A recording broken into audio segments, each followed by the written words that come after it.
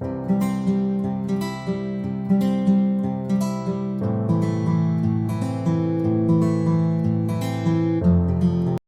boa noite, estudantes de doutrina. Muito bem-vindos ao canal e aqui ao nosso estudo do livro Nosso Lar. Hoje vamos refletir e descobrir o que André nos traz no capítulo número 33, Curiosas Observações. Vamos então dar início ao nosso estudo com uma oração e assim eu vou pedir a todos que possam achar uma posição confortável, ir respirando fundo.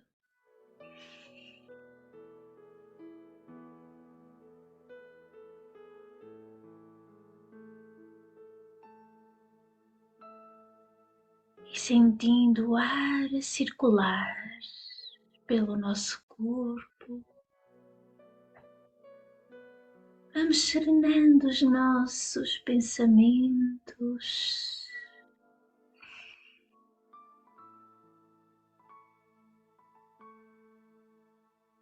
e agradecer,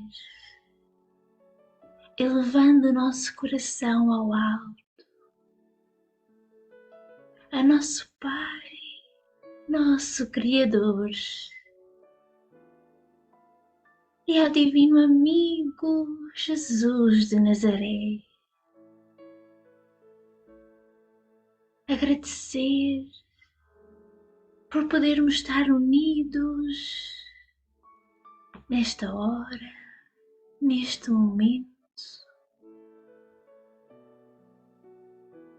Agradecer pelo amor com que Ele nos envolve.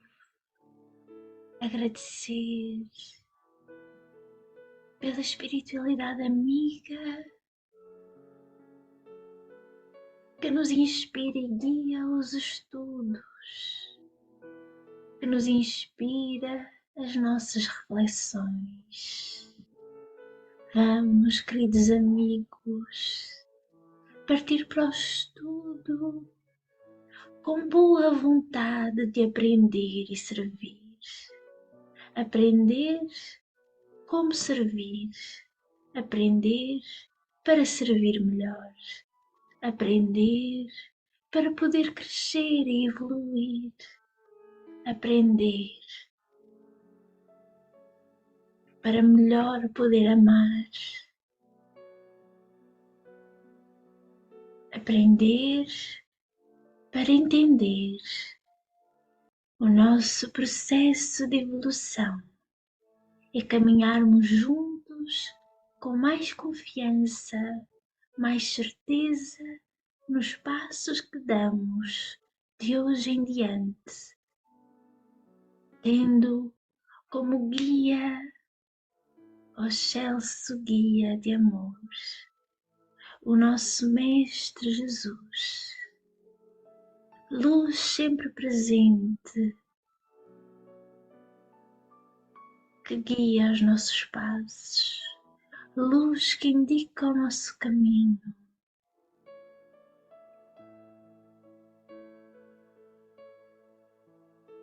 Luz que nos ampara a cada instante desse percurso que escolhemos percorrer. Aqui agradecemos por essa constante presença na nossa vida e pedimos, abençoe todos os corações necessitados desta hora, necessitados de paz, de aconchego, de amparo, necessitados de luz e de amor. Aqui, neste momento, pedimos aos nossos queridos amigos espirituais, aos nossos queridos mentores, possam nos amparar e intuir a verdadeira compreensão da lição hoje aqui trazida. Que a paz do Senhor nos envolva a todos e que assim seja. Então, hoje vamos ler o capítulo 33 do livro Nosso Lar, Curiosas Observações. Poucos minutos antes de meia-noite, Narcisa permitiu minha ida ao grande portão das câmaras. Os samaritanos deviam estar nas vizinhanças. Era imprescindível observar-lhes a volta para tomar providências. Com que emoção tornei ao caminho cercado de árvores frondosas e acolhedoras. Aqui, troncos que recordavam o carvalho vetustos da terra. Além, folhas caprichosas lembrando a acácia e o pinheiro. Aquele ar embalsamado figurava-se-me uma bênção. Nas câmaras, apesar das janelas amplas, não experimentara tamanha impressão de bem-estar. Assim caminhava, silencioso, sobre as frondes carinhosas. Ventos frescos agitavam-nas de manso, envolvendo-me em sensações de repouso. Sentindo-me só, ponderei os acontecimentos que me sobrevieram, desde o primeiro encontro com o ministro Clarencio. Onde estaria a paragem de sonho? Na terra ou naquela colônia espiritual? Que teria sucedido a Zélia e aos filhinhos? Por que razão me prestavam ali tão grandes esclarecimentos sobre as mais variadas questões da vida, omitindo, contudo, qualquer notícia pertinente ao meu antigo lar? Minha própria mãe me aconselhara o silêncio, abstendo-se de qualquer informação direta. Tudo indicava a necessidade de esquecer os problemas carnais, no sentido de renovar-me intrinsecamente e, no entanto, penetrando os recessos do ser, encontrava a saudade viva dos meus. Desejava ardentemente rever a esposa muito amada, receber de novo o beijo dos filhinhos. Por que decisões do destino estávamos agora separados, como se eu fosse um náufrago em praia desconhecida? Simultaneamente, ideias generosas confortavam-me o íntimo. Não era eu um náufrago abandonado. Se minha experiência podia classificar-se como naufrágio, não devia o desastre não a mim mesmo. Agora que observava em nosso lar vibrações novas de trabalho intenso e construtivo, admirava-me de haver perdido tanto tempo no mundo em frioleiras de toda sorte. Em verdade, muito amara a companheira de lutas e, sem dúvida... Peraí, eu vou continuar para ela, tá? Em verdade, muito amara a companheira de lutas e, sem dúvida, dispensar aos filhinhos ternuras incessantes.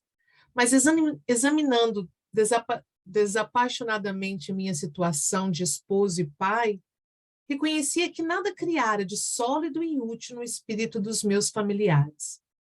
Tarde, verificava esse descuido. Quem atravessa um campo sem organizar a sementeira necessária ao pão e sem proteger a fonte que sacia a sede, não pode voltar com a intenção de abastecer-se. Tais pensamentos instalavam-se-me no cérebro com veemência irritante. Ao deixar os círculos carnais, encontrar as penúrias da incompreensão. E que teria sucedido à esposa e aos filhinhos, deslocados da estabilidade doméstica para as sombras da viuvez e da orfandade? Inútil interrogação. O vento calmo parecia sussurrar concepções grandiosas, como que disposto de me despertar a mente para estados mais altos. Torturavam minhas inquirições internas, mas, prendendo-me então aos imperativos do dever justo, aproximei-me da grande cancela, investigando além através dos campos de cultura. Tudo luar e serenidade, céu sublime e beleza silenciosa. Extasiando-me na contemplação do quadro, demorei alguns minutos entre a admiração e a prece. Instantes depois, divisei ao longe dois vultos enormes que me impressionavam vivamente. Pareciam dois homens de substância indefinível, semiluminosa. Dos pés e dos braços pendiam filamentos estranhos, e da cabeça, como que se escapava um longo fio de singulares proporções. Tive a impressão de identificar dois autênticos fantasmas. Não suportei. Cabelos eriçados, voltei apressadamente ao interior. Inquieto e amedrontado, expus a Narcísia a ocorrência, notando que ela mal continha o riso. Ora essa, meu amigo, disse por fim, mostrando bom humor. Não reconheceu aquelas personagens? Fundamente desapontado, nada consegui responder, mas Narcisa continuou. Também eu, por minha vez, experimentei a mesma surpresa em outros tempos. Aqueles são os nossos próprios irmãos da terra. Trata-se de poderosos espíritos que vivem na carne em missão redentora e podem, como nobres iniciados da eterna sabedoria, abandonar o veículo corpóreo, transitando livremente em nossos planos. Os filamentos e os fios que observou são singularidades que os diferenciam de nós outros. Não se receie, portanto. Os encarnados que conseguem atingir essas paragens são criaturas extraordinariamente espiritualizadas, apesar de obscuras ou humildes na terra. Encorajando-me bondosamente, acentuou: vamos até lá. Temos 40 minutos depois de meia-noite. Os samaritanos não podem tardar. Satisfeito, voltei com ela ao grande portão. Lobrigava-se ainda a enorme distância os dois vultos que se afastavam de nosso lar tranquilamente. A enfermeira contemplou-os, fez um gesto expressivo de reverência e exclamou: estão envolvidos em claridade azul. Devem ser dois mensageiros muito elevados da esfera carnal, em tarefa que não podemos conhecer. Ali estivemos minutos longos, parados na contemplação dos campos silenciosos. Em dado momento, porém, a bondosa amiga indicou um ponto escuro no horizonte enluarado e observou: lá vêm eles. Identifiquei a caravana que avançava em nossa direção sobre a claridade branda do céu. De repente, ouvi o ladrar dos cães a grande distância. — Que isso? Interrompi assombrado. Os cães, disse Narcisa, são auxiliares preciosos das regiões obscuras do umbral, onde não estacionam somente os homens desencarnados, mas também verdadeiros monstros que não cabe agora descrever. A enfermeira, em voz ativa, chamou os servos distantes, enviando um deles ao interior, transmitindo avisos. Fixei atentamente o grupo estranho que se aproximava devagarinho. 6 grandes carros, formato diligência, procedidos de matilhas de cães alegres e barulhentos. Eram tirados por animais que, mesmo de longe, me pareceram iguais aos muares terrestres. Mas a nota mais interessante eram os grandes bandos de aves de corpo volumoso que voavam a curta distância acima dos carros, produzindo ruídos singulares. Dirigi-me, incontente, a Narcisa perguntou. Incontinente. Dirigi-me incontinente, a Narcisa perguntando: onde o aerobus? Não seria possível utilizá-lo no umbral? Dizendo-me que não, indaguei das razões. Sempre atenciosa, a enfermeira explicou: questões de densidade da matéria. Pode você figurar um exemplo com a água e o ar? O avião que fende a atmosfera do planeta não pode fazer o mesmo na massa equórea. Poderíamos construir determinadas máquinas como o submarino, mas, por espírito de compaixão pelos que sofrem, os núcleos espirituais superiores preferem aplicar aparelhos de transição. Além disso, em muitos casos, não se pode prescindir da colaboração dos animais. Como assim? Perguntei surpreso. Os cães facilitam o trabalho. Os muares suportam cargas pacientemente e fortalecem calor nas zonas onde se faça necessário. E aquelas aves, acrescentou, indicando-as no espaço, que denominamos ibis viajores, são excelentes auxiliares dos samaritanos, por devorarem as formas mentais, odiosas e perversas, entrando em luta franca com as trevas umbralinas. Vinha agora mais próxima a caravana. Narcisa fixou-me com bondosa atenção, rematando. Mas, no entanto, o dever não comporta minudências informativas. Poderá colher valiosas lições sobre os animais, não aqui, mas no Ministério do Esclarecimento, onde se localizam os parques de estudo e experimentação. E distribuindo ordens de serviço, aqui e acolá, preparava-se para receber novos doentes do espírito. Então, boa noite a todos. Sejam muito bem-vindos ao nosso estudo.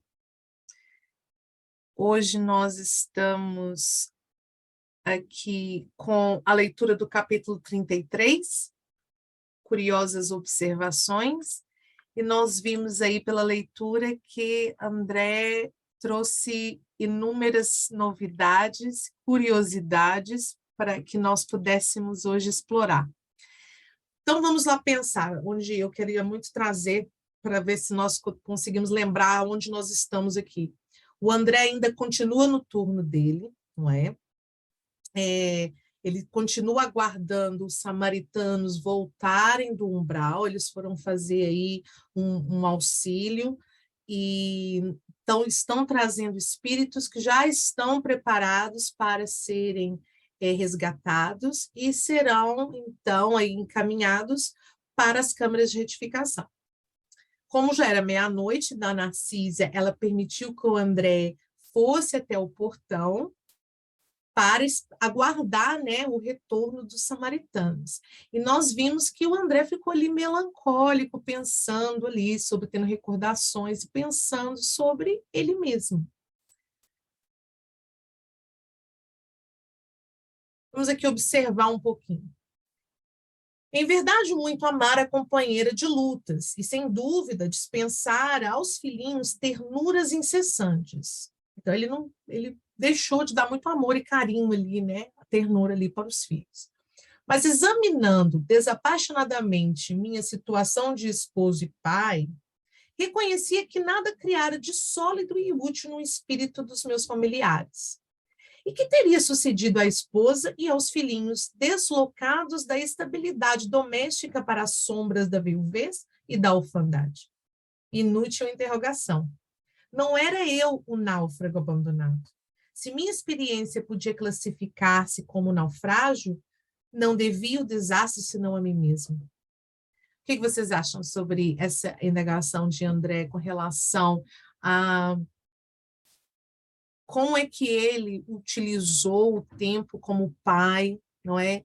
Enquanto encarnado? Nós já falamos um pouquinho sobre isso, mas ele está mudando aí o pensamento dele. Enquanto antes ele estava afoito, onde está, eu quero saber notícias da minha esposa, dos meus filhos, agora ele já começa a reconhecer que ele errou, não é? Ele deixou de oferecer esse amor, esse carinho, e de realmente plantar o que era necessário, que era a questão da espiritualidade dentro do ambiente familiar dele. O que vocês acham sobre isso? Não, eu estava aqui a ver esta parte em que ele se dá conta do descuido, não é? Porque ele não criou nada de sólido e útil no espírito dos familiares, ou seja, ele não fez a sementeira, não teve o cuidado de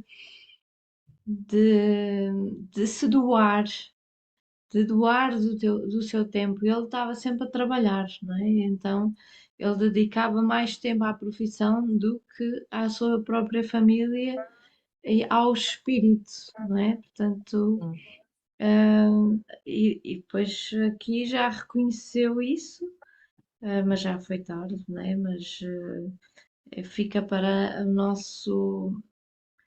o nosso discernimento, não é? E ver, ainda vamos a tempo, nós aqui. Com certeza, com certeza. Eu acho que esse é o ponto mais interessante de aprendermos com o Evangelho, com essas leituras, é que nós estamos aprendendo para pôr em prática, não é só para ler por ler, não é? Claro. Filipe.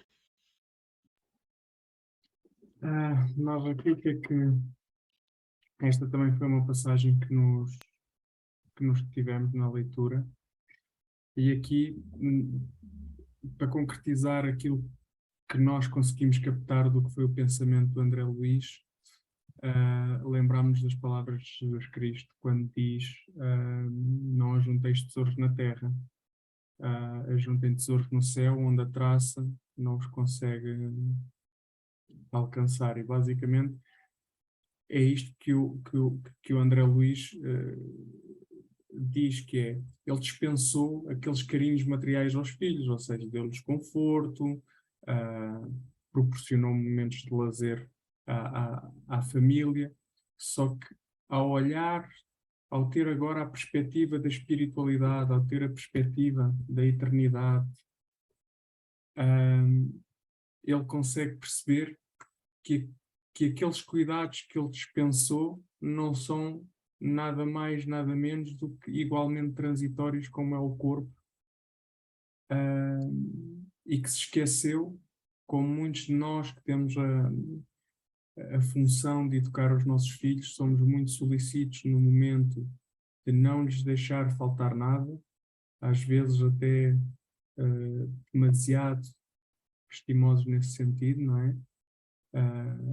Criamos muitas vezes filhos que são inertes nesse sentido, porque não estão habituados a ir à procura de nada, e esquecemos muito de lhes dar uma visão espiritual, de lhes dar uma conduta de vida, porque o comentário aqui não pode ser só para quem crê. Esses provavelmente estão mais próximos de entender a palavra, mas há muita gente que não crê, que consegue dar aos filhos essa base sólida, a base sólida de ser um ser humano justo, respeitador, porque efetivamente, mesmo não acreditando, se eu conseguir já ir formando essas características no meu ser, quando desencarnar, automaticamente eu vou ser um espírito respeitador, vou ser um espírito muito mais voltado para o lado humano e não tão material. Por isso, acho que é uma boa passagem para todos os pais lerem e voltarem a renovar a certeza da nossa missão, que é extremamente grande. Somos realmente co-criadores com o Pai ao sermos pais e mães. Mesmo. A questão da moralidade, não é? Os valores morais, para muitos Nossa, que não... não sei nem o que dizer depois E- dessa. e- Falou e- tão completo. É isso. É E há isso uma mesmo. coisa, já agora fica, nós, todos nós, e principalmente para aqueles pais que têm filhos que desencaminharam, não é? Ó, ficou no mudo, Felipe. O gato pavor mutou. Ele hoje quer atenção. Como eu cheguei a casa e não lhe dei logo atenção, ele está meio revoltado. Ahm, então, o que é que... eu estava a dizer que às vezes nós, os pais, doam tudo aos filhos, mas tudo no sentido espiritual, e os filhos seguem um caminho diferente. Às vezes não está na nossa mão. Outras vezes, se nós formos indagar, porque é que o nosso filho muitas vezes tem certas atitudes já depois de adulto, nós vamos ver que foi nas pequenas coisas, foi nos pequenos exemplos que nós lhe demos, porque muitas vezes nós dizemos assim, roubar é mau, mas depois nós somos aqueles que o senhor da mercearia enganou-se no troco, nós reparámos que se enganou no troco e nós ficámos com o troco. E então, basicamente, isto é só a título de exemplo, não é esta referência que eu quero dar, nem nada, nem é nenhuma exposição. Mas nós dizemos aos nossos filhos que têm que ser bem educados e depois eu vou no trânsito e ofendo as pessoas. Os nossos filhos vão vendo isto e vão aprendendo. E esta é, de facto, é nestas pequenas coisas. Às vezes não é nas grandes conversas que nós temos, é nas pequenas coisas que nós fazemos no dia a dia que nós lhes vamos dando informações e que eles vão dizendo. Estou a seguir o exemplo do meu pai ou da minha mãe. Mesmo, muito importante. Nós tentamos fazer o nosso melhor, não é? Com relação à educação, a instruir os filhos. Continuando, então, instantes depois, visei ao longe 2 vultos enormes que me impressionavam vivamente. Pareciam 2 homens de substância indefinível, semiluminosa. Dos pés e dos braços pendiam filamentos estranhos e da cabeça como se escapava um longo fio de singulares proporções. Tive a impressão de identificar 2 autênticos fantasmas. Não o suportei. Cabelos eriçados, voltei apressadamente ao interior. Aqueles são os nossos próprios irmãos da terra. Trata-se de poderosos espíritos que vivem na carne em missão redentora e podem, como nobres iniciados da eterna sabedoria, abandonar um veículo corpóreo, transitando livremente em nossos planos. Os filamentos e fios que observou são singulares, que diferenciam de nós outros. Não se arraceie, portanto. Os encarnados que conseguem atingir essas paragens são criaturas extraordinariamente espiritualizadas, apesar de obscuras ou humildes na Terra. Então, vamos lá pensar e refletir. Tem fantasma no plano espiritual e são irmãos da Terra. A gente pode, então, visitar os nossos irmãos encarnados nas colônias? Não é? Eu acho que a gente até estudou sobre isso. Existe a possibilidade de a gente ir lá visitar, mas é igual falou aí no texto, né? São seres extraordinariamente exceção. Você precisa estar num nível muito, assim, elevado, né? Mas eu creio que seja assim possível. Eu acho que quem consegue fazer isso, eu acho que deve ser uma sensação maravilhosa, você poder ver, conhecer, aprender as coisas que lá tem, né? Verdade. Mada? Primeiro, eu achei super engraçada essa passagem do capítulo. Só Eu? André para nos fazer rir, porque é a nossa reação aqui na carne da mãe. Assim que sentimos alguma presença, alguma coisa, medo. O que é isto? E depois é engraçado ele fazer referência à figura semiluminosa, aos fios, não é, que estavam ligados, portanto o fio de prata nós já falámos aqui, que na verdade não é é um conjunto de milhares de fios ligados, que ligam o perispírito ao corpo.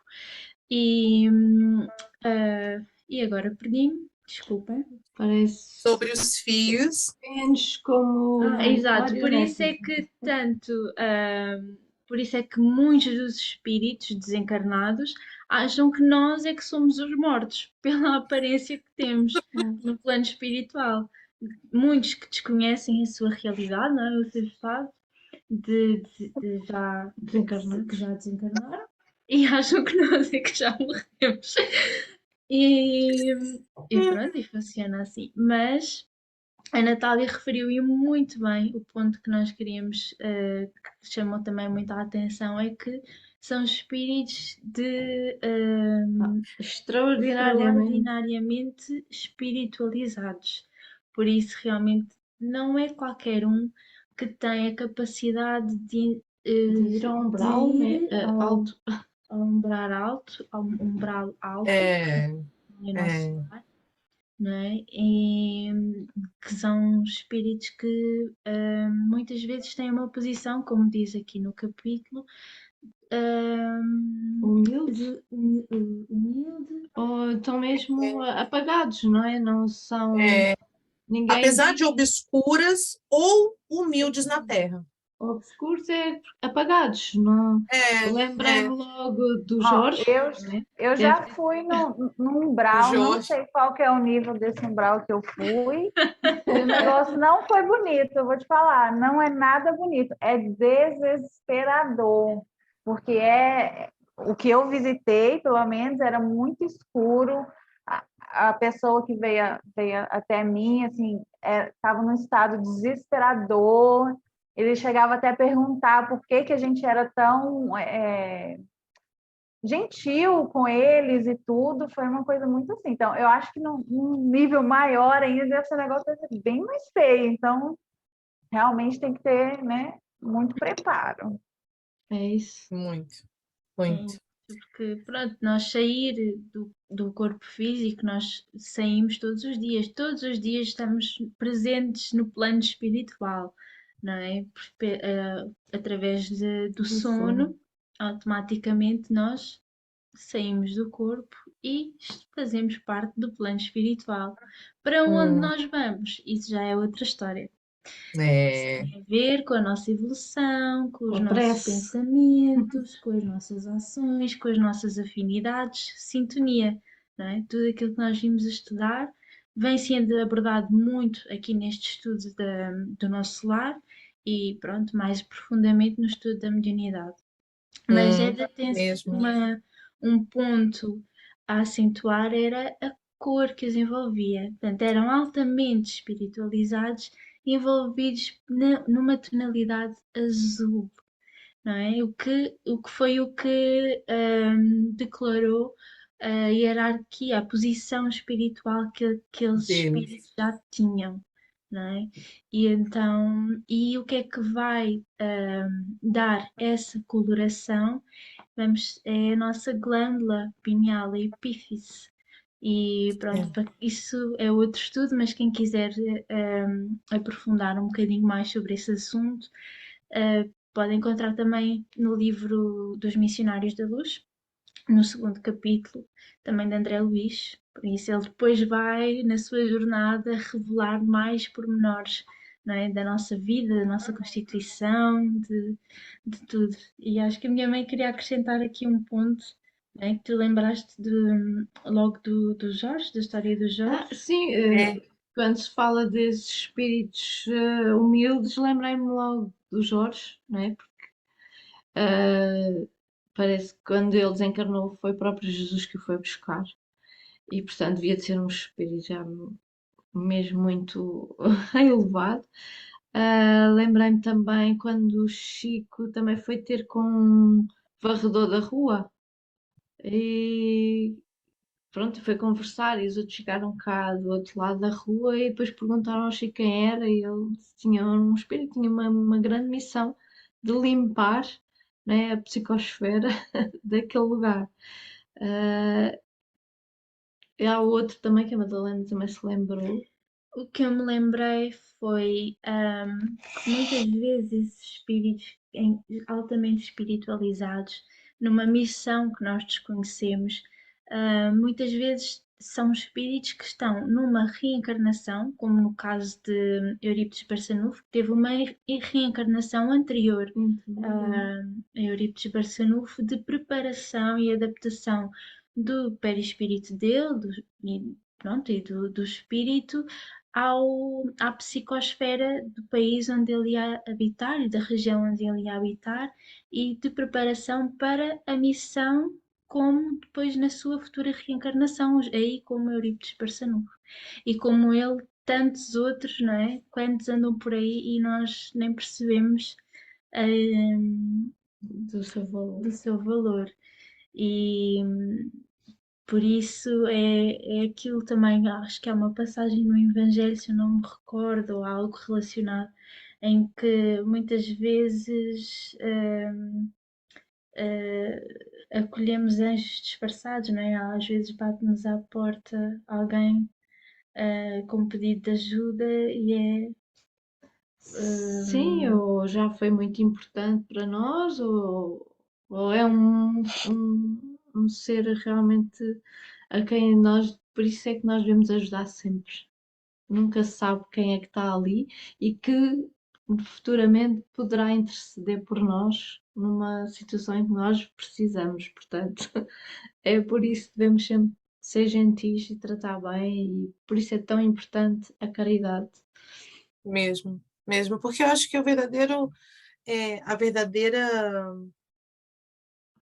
missão cristã é essa, não é? Se nós olharmos para, tivermos a andar e vermos uma pessoa suja, a mendigar, ou a pedir, ou até para perguntar alguma coisa e você se afasta. Não, não, não, não. Mas uma pessoa com terno, gravata, bonito, como o Felipe está ali hoje, ó, terno, todo primeiro-ministro. Ah, sim, sim. No Brasil é muito comum quando a gente vê uma pessoa assim suspeita, segurar a bolsa, sabe? Guardar a bolsa assim próxima, sabe? Eu não sei se vai me assaltar. E a gente nem sabe quem é, o que quer. Nós estamos realmente já é muito humano, é muito nosso humano termos essa primeira impressão do que o que a gente vê é o que a gente faz aquela ideia, né? Tem a idealização na mente. Mas como os cristãos, nós temos que abrir nossa mente, nós temos que estar apostos e preparados para poder auxiliar, mesmo que seja com a palavra, quem quer que seja, não é? Exato. Muito bem, muito bem. Deixa eu só passar aqui o slide à frente, porque... Peraí.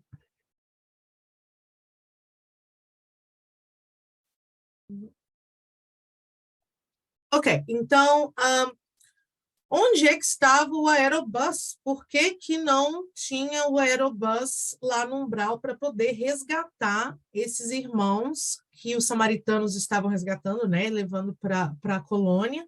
E por que que não era utilizado o aerobus? E aqui a explicação de Narciso é a questão de densidade da matéria. Pode você figurar um exemplo com água e o ar. O avião que fende a atmosfera do planeta não pode fazer o mesmo na massa equerua. Poderíamos construir determinadas máquinas como um submarino, mas, por espírito de compaixão pelos que sofrem, os núcleos espirituais superiores preferem aplicar aparelhos de transição. Aí, nós falamos sobre essa questão, nós falamos anteriormente sobre a questão, e nós até perguntamos como é que foi mesmo André resgatado. Aí nós lembramos, não é? Ele foi resgatado como? Na maca, não é? E agora nós estamos vendo que os samaritanos foram até Umbral e foram fazer os resgates. E por quê? Por que que eles não poderiam usar ali o aerobus para ir lá no Umbral e voltar tão rapidamente com toda a tecnologia que está disponível na colônia? E nós vimos que é uma questão de respeito, não é? É uma questão de... Deus é tão misericordioso e esses irmãos têm tanto respeito que eu posso volitar, você não vai conseguir volitar por causa da sua densidade.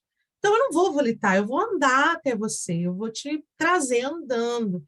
E nesse caso aqui, eles usaram aí esse transporte, que tinha os animais à frente.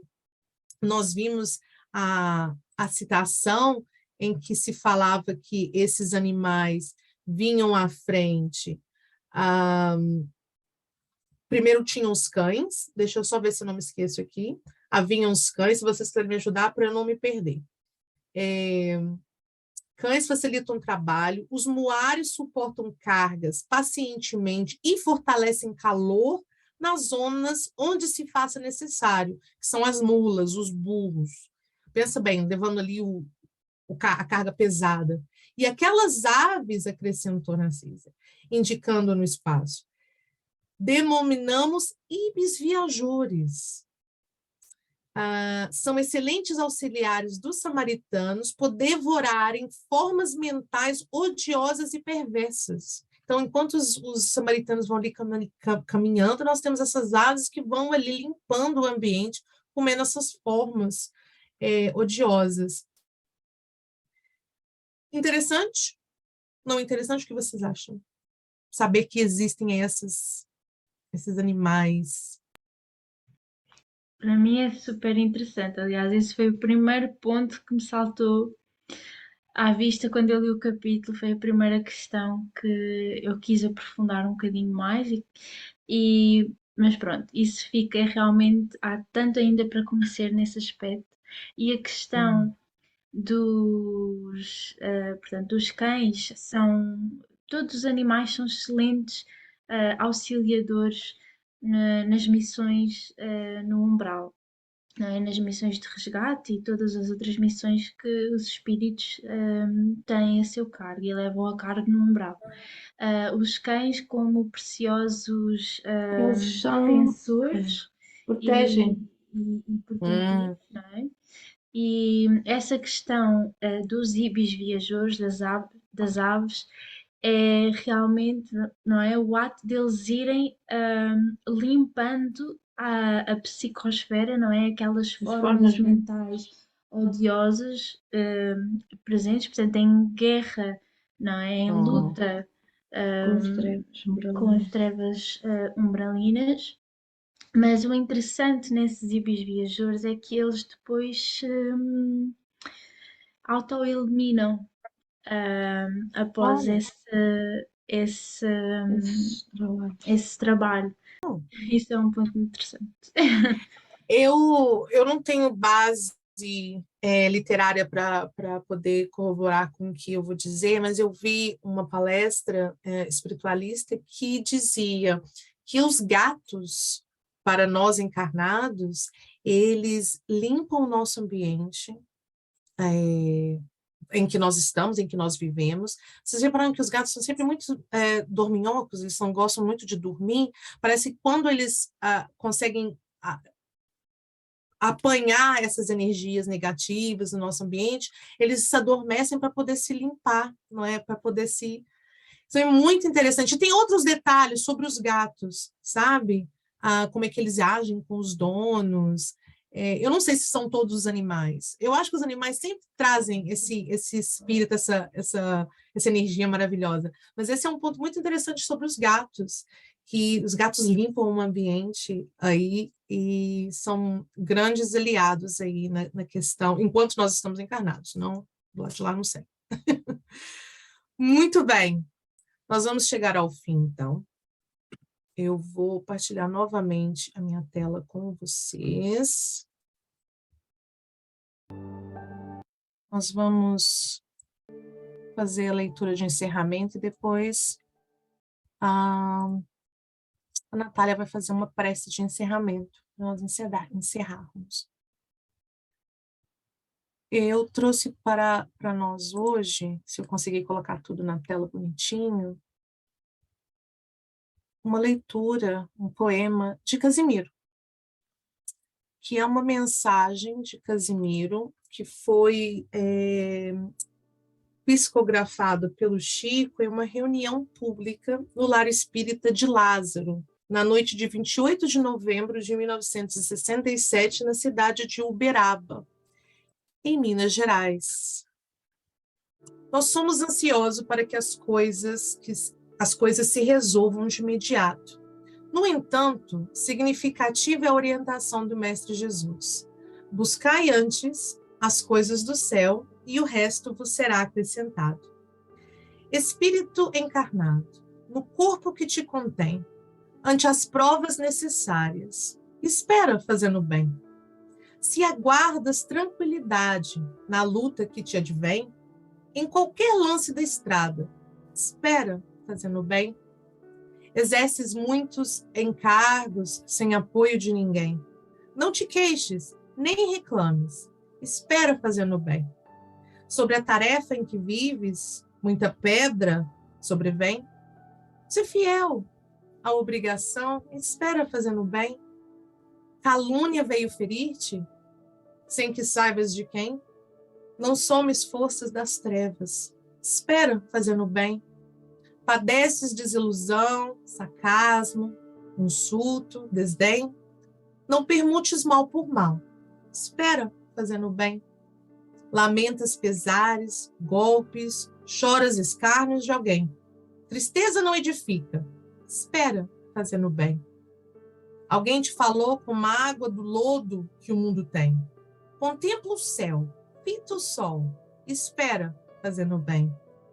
Se queres felicidade na terra e no mais além, não te afastes do serviço e espera fazendo bem. Deus é Pai justo e perfeito. Dá-nos tudo e nada retém. Lhe anseias vida mais alta? Ó alma querida, espera fazendo bem. Por mais luta, por mais dor, por mais dificuldades, ergamos sempre a nossa voz. Se Deus é por nós, quem será contra nós? Na fé viva que nos revigora, se o trabalho do bem nos conduz, toda esperança de agora amanhã será mais luz. Meu agradecimento a todos vocês, um grande beijo no coração. Vamos agora encerrar com a prece. Vamos fechar nossos olhos, respirar, elevar nossos pensamentos a Jesus, sentir a presença dele aqui conosco. Deus Pai, quero te agradecer, Pai, por tudo que o Senhor fez por nós. Quero te agradecer por essa tarde, essa noite maravilhosa de hoje.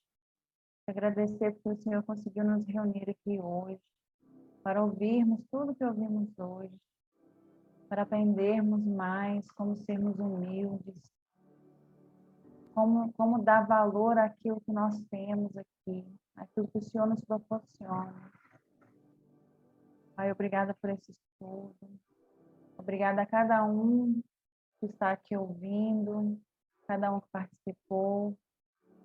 Que o Senhor consiga colocar no coração de cada um o teu amor, derramar na vida de cada um a tua infinita misericórdia. Pai, peço que o Senhor nos permita estar aqui na próxima sexta-feira, no próximo estudo, para podermos ouvir e aprender mais de Ti. Tudo que eu peço não é em meu nome, mas em nome do Teu Filho, Senhor Jesus Cristo. Que assim seja.